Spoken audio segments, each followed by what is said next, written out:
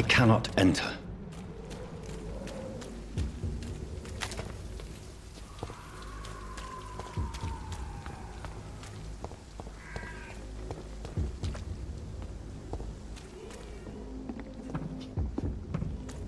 There's more and more of these bloody leeches every night. Aye, but the guards recruit more and more every year.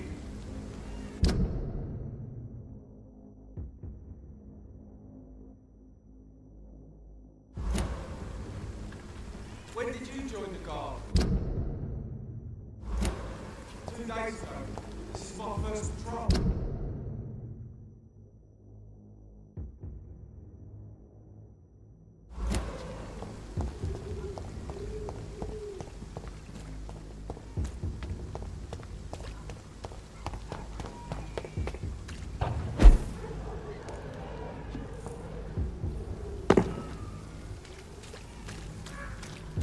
It's locked.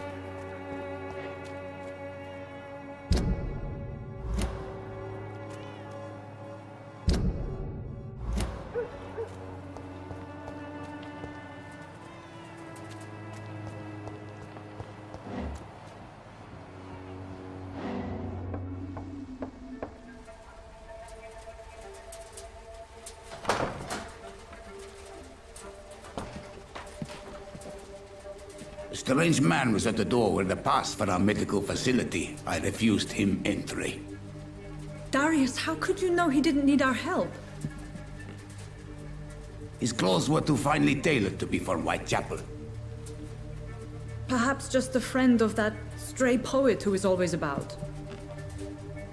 Richard Nethercott? No, not of the same cloth, this man. I suspect some machination from that journalist. Clayton Darby. Is he still asking questions? Yes. I saw him drifting around St. Mary's Church. I swear he is tracking me just downwind.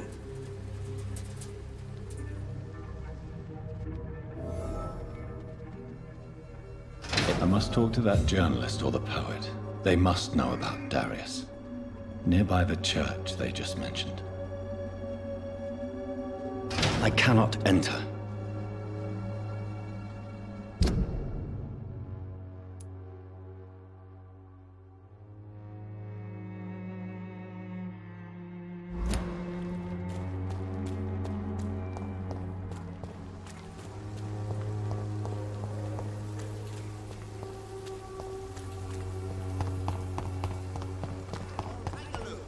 afraid. Cheap price, good quality. Come on, take a look. Don't be afraid. Hello, young man. I'm Dr. Reed, and I would like to ask you a few questions. May I enter, please? Sorry, no, sir. My father does not like people entering our house, you see. Your father is worried about you, boy. He asked me to look for you. So my father actually worries about me then? Okay then. Come on in. I'm Harry, by the way. Even my dreams are soaked with glue.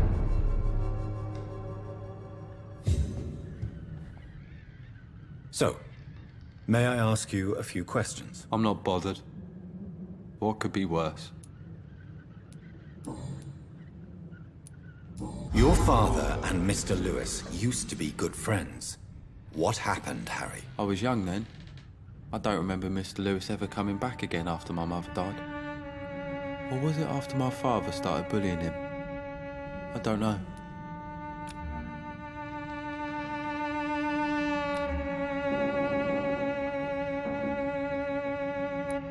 Have you tried speaking to Mr. Lewis about it? I don't go out often, but yes. And he scolded me and told me to leave him alone. I guess my father frightens him too much. But you are not responsible for your father's actions. Am I not? Dad always says that he joined that gang for my safety. So if I wasn't born, people wouldn't be worrying about Colossus Joe.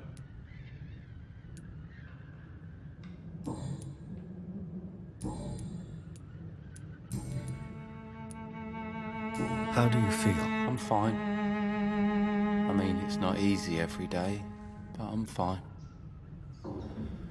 I'm just tired of being sick all the time. If only I could be tough like... well, you know.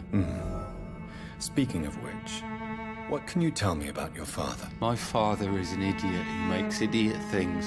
That's all I have to say. Forgive my bluntness, young man, but you don't seem happy living in Whitechapel. Why should I? I never wanted to come here in the first place. It was my father's decision. And look around you. Does this look like a nice place to live?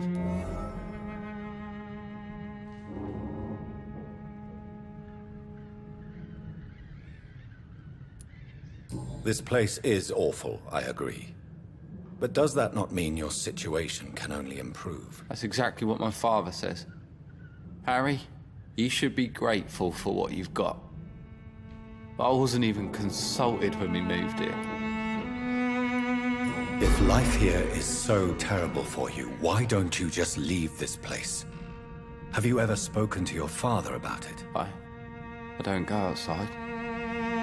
It terrifies me so. I went outside once without my father noticing and I saw terrible things. Bloody and frightening things. So that's why you stay at home all day? For fear of the epidemic? I'm not afraid of disease or death, Dr. Reed. It's the living I'm afraid of.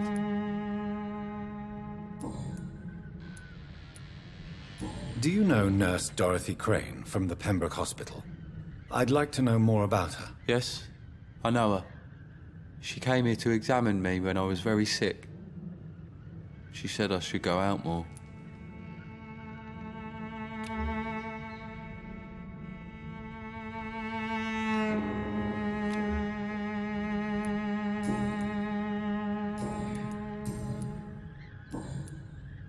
Goodbye, young man. Take care of yourself. Is there only pain and suffering in this world?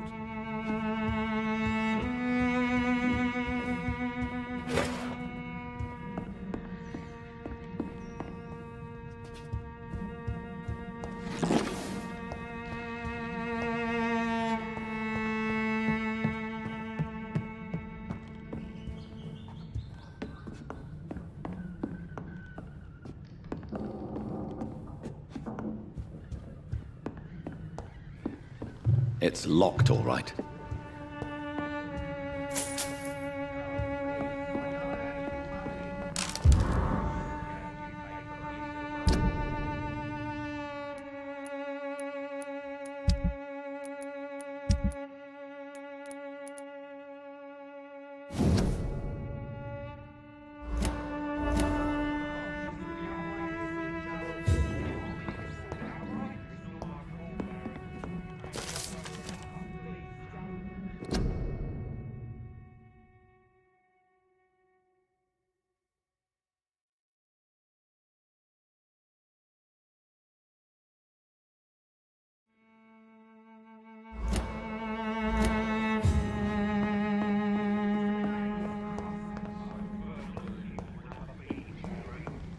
It's locked, all right.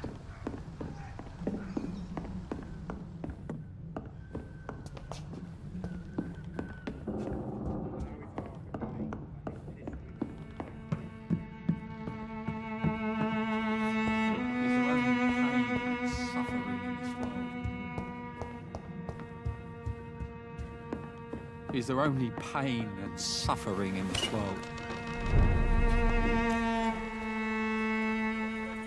I know it's hard to believe, but it's this way.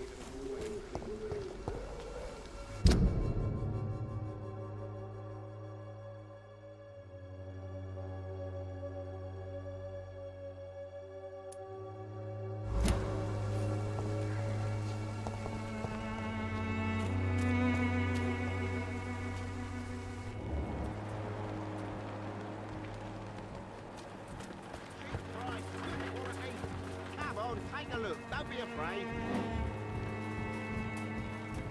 Cheap price, good quality. Come on, take a look. Don't be afraid.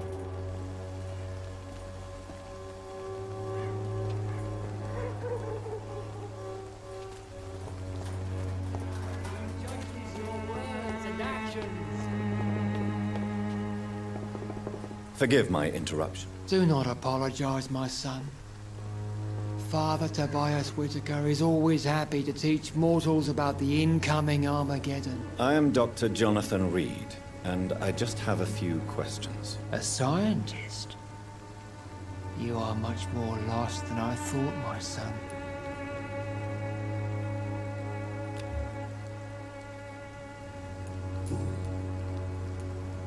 Have you any friends? Any family left in these terrible times? No. But I have a disciple I see as my son. He is so devoted. I send him to preach the good word in the heart of this corrupted city.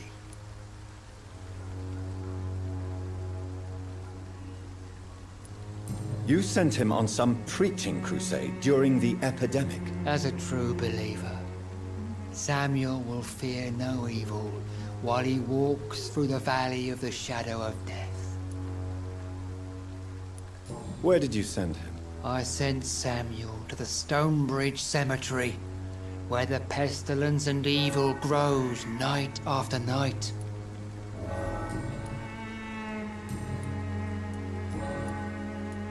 What do you mean when you say that I am more lost than you thought? All scientists are entangled in a world of causes and consequences, and most of them can't see the plain truth. Quite a judgmental opinion, if you ask me.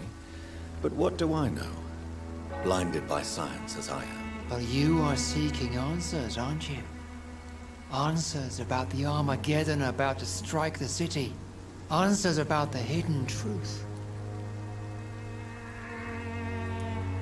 Well, I suppose I can spare a few minutes listening to your so-called truth. As a doctor, you must be aware of the decimating epidemic. But let me tell you that this so-called Spanish flu is just the beginning of the end. What do you mean? The beast is finally revealing itself, corrupting the flesh and the heart of men.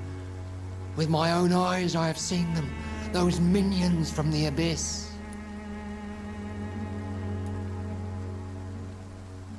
Really? And what would be your answer to this biblical threat? We must fight the disease before this legion outnumbers us. But not with scalpels and microscopes. No. What is left then? Cleansing fire.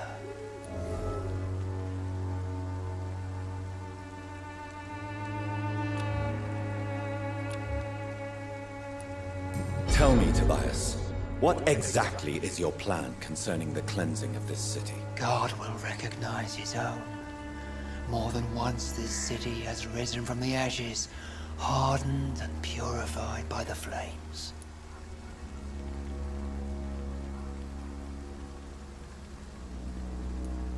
Purification by fire has proved useful, but where do you stop? Burn the clothes? The buildings? The corpses? Worse? Your lack of faith is predictable. But my task is to convince rational minds like yours to see the light. This is God's will. You're mad and dangerous. You're nothing but a soulless butcher. A small-time Torquemada. The Savonarola of Whitechapel.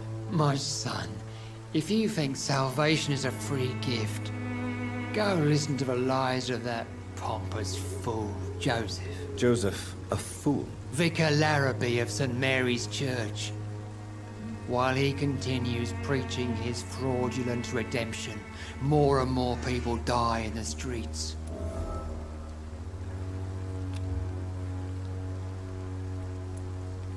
What do you mean when you say that I am more lost than you thought? All scientists are entangled in a world of causes and consequences, and most of them can't see the plain truth. Quite a judgmental opinion, if you ask me.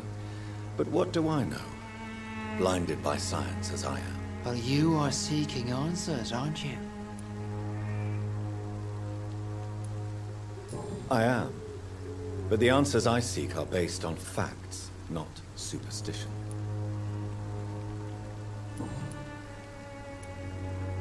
Do you know Nurse Dorothy Crane from the Pembroke Hospital? I'd like to know more about her. I don't like the liberal ideas of nurses, but I especially abhor that Nurse Crane you mentioned.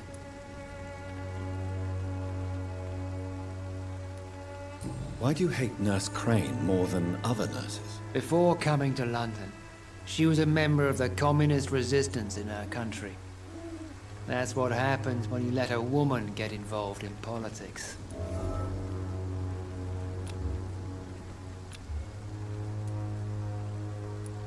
So, you're not exactly a fan of Florence Nightingale's work.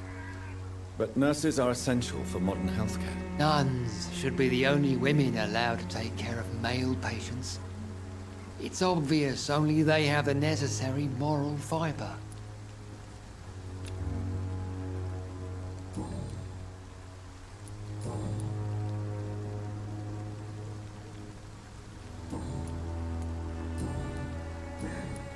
I have heard enough for tonight. Goodbye.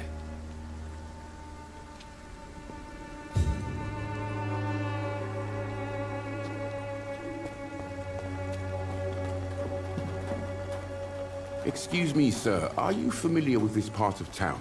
Name's Clayton Darby, reporter. Sorry, I'm new to Whitechapel. But perhaps you could help me since you're a journalist. My name is Jonathan Reed. Dr. Reed, the famous surgeon. I'll gladly help if I'm able, sir.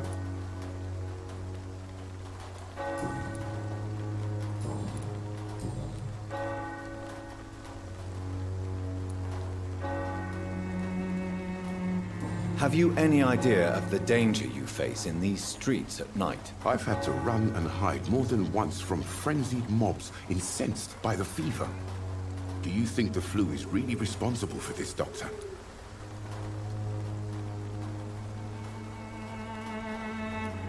I'm convinced there is more at work here than a simple epidemic. Really? To be honest, I could say the same. Some of the sick I saw or heard of. My God, what happened to them? Why are the newspapers keeping silent about the Spanish influenza? It's as though none of you care. There's a war going on. People shouldn't be demoralized by news of deadly diseases.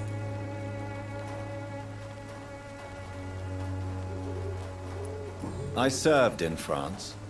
Our top priority must be to put an end to this butchery. This war must stop now. Sir, streets are a battlefield too. An invisible and untold war is going on, and it must be stopped.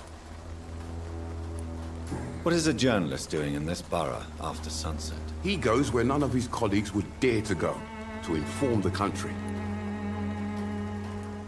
That's quite honorable of you. But is the public interested? Not at all, sir. And that's why I'm an independent journalist, hoping to sell some stories.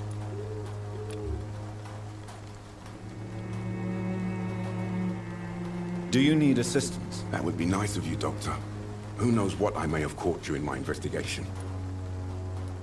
If you persist in investigating the most pox-ridden boroughs of London, you must accept the risks. Thank you, sir. I heard you're investigating an underground medical dispensary in Whitechapel. What do you know about it? Not much, I'm afraid. They are wary of strangers, and I'm not really an acquaintance of theirs. Why do you care?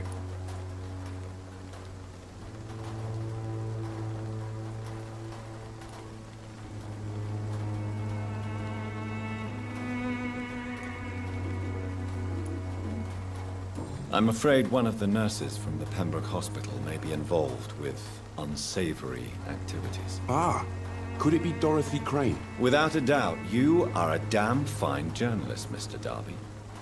What do you know of her accomplice, a man named Darius? I don't know much about the man. He's very cautious. Never goes out. Doesn't seem to have any friends or family.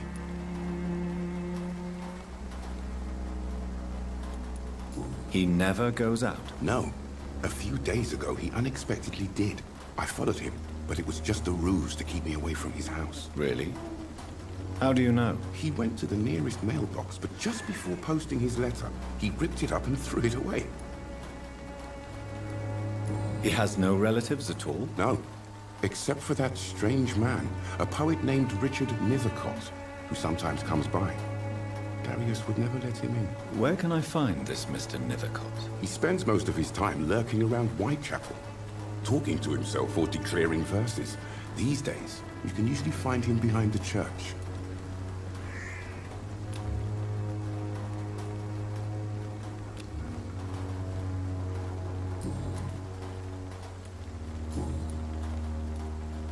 What is a journalist doing in this borough after sunset? He goes where none of his colleagues would dare to go, to inform the country. So you risk your life to reveal the truth.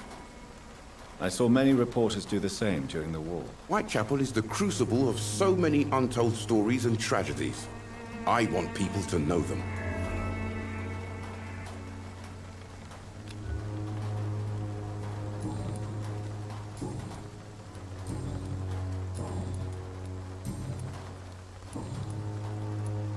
Goodbye, Mr. Darby. Farewell.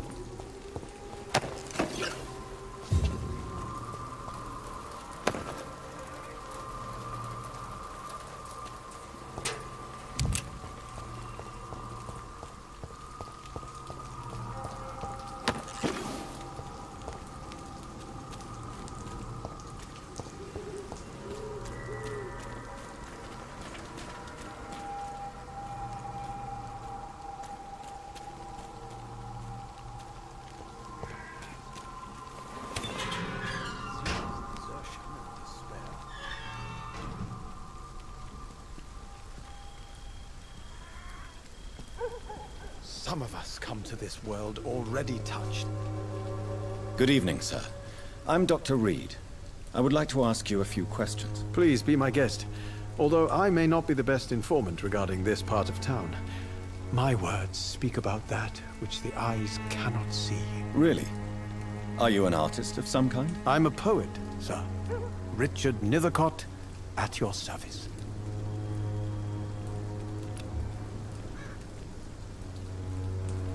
Do you need medical attention, sir? It may be wise to let you prescribe me something. I don't feel like I should. I understand your appetite for words and macabre beauty, sir. But you should be more careful. The nutrition of my mind is more important than my physical health. But I appreciate your concern, sir. Tell me, Mr. Nethercott, why seek inspiration in Whitechapel? The place is not beautiful per se, but how to explain it? Stirring and challenging. In what way, exactly? The struggle by gaslight, the barren smiles, and the arid hunger under the rain. If you say so. Such vibrant antagonism and vivid paradox. The stripped humanity raged across each street. Vivid, of course, yes. And what about the poignant distress? Oh yes, the poignant distress. You see what I mean, don't you? That's what I want to write about, and that's what Whitechapel is made of. Do you not think it a little morbid? On the contrary, sir. Whitechapel is full of life, full of beauty. Just like my dear muse, the wonderful Camellia. What can you tell me about Camellia? Not much, and that's the beauty of it. She can't speak, you know. She's a locked mystery who exhales kindness and sweetness.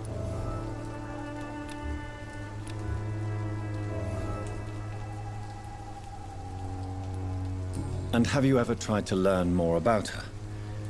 Where she lives? How she survives? Whom she may know? Maybe I prefer she remains an enigma. Reality can be so dull, don't you think? Perhaps you're just afraid to find out the truth about your muse. One day, perhaps, I'll ask her to come with me. But will she still be my wild flower of Whitechapel if she moves uptown?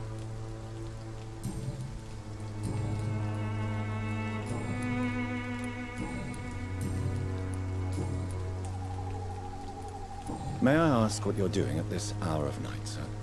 Do you live here? Not at all. I'm just enjoying the pleasure of a quiet walk.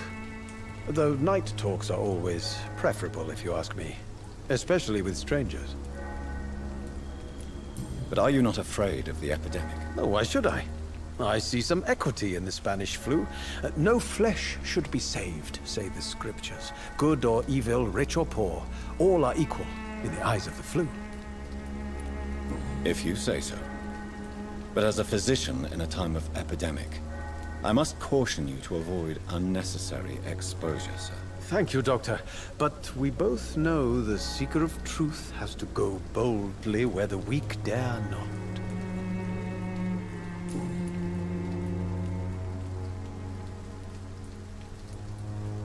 Are you aware that your life could be in danger in this part of town? But this is where I must be to feel the real beat of the city. I had to come, see it for myself, alone. I understand your need for solitude, but it's not safe around here. I don't care. I don't have many friends, Doctor, and my family despises me. If some misfortune came upon you, who would be here to help you? Well, you, for a start, my dear Doctor.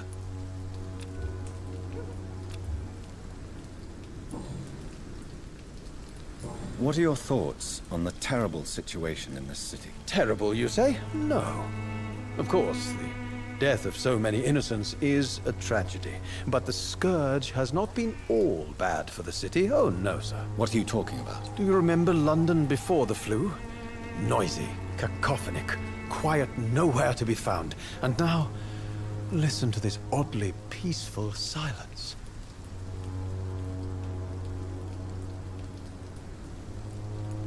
Peaceful? That's quite an unusual way to speak about the epidemic. And very inappropriate, I must say. Most people fail to understand my perspective. I don't blame them. But how could I call myself a poet if I veiled my feelings? May I ask you a few questions about the district? Extraordinary part of town, is it not? I'll be glad to help you, if I can. What can you tell me about an old man called Darius? Darius Petrescu? Yes, I know him. At first, I thought he was only a small publisher. I invited him to publish my work, but his reaction was pretty clear. Not interested in your talent? Darius is an old political activist who takes delight in printing tracts and lampoons. Those communist activities only require mediocre writing skills.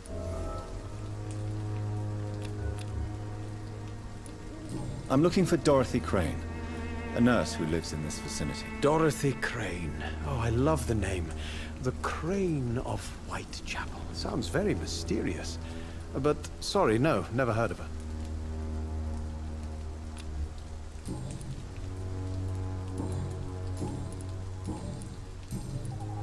I'll leave you alone, sir.